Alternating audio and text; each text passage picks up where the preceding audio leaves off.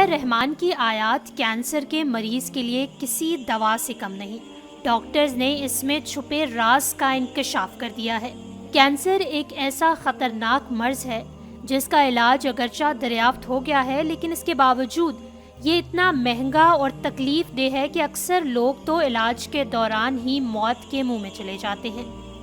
ایک مسلمان کی حیثیت سے ہمارا ایمان ہے کہ اللہ کوئی بھی پریشانی اس کا حل دیے بغیر نہیں اتارتا۔ کینسر کا ایسا ہی ایک حل طبی ماہرین نے پیش کیا ہے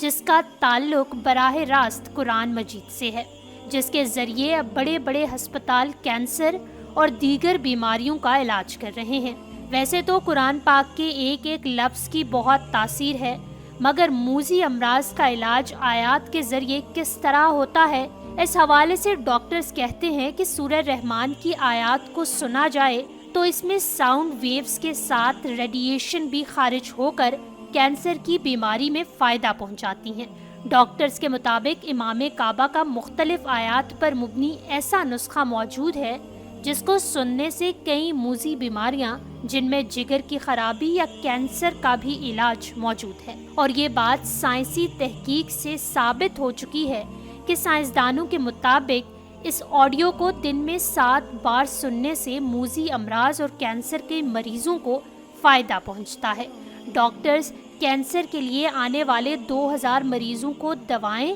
اور علاج تجویز کرنے کے ساتھ ساتھ امام کعبہ کا وہ نسخہ سننے کا مشورہ بھی ضرور دیتے ہیں۔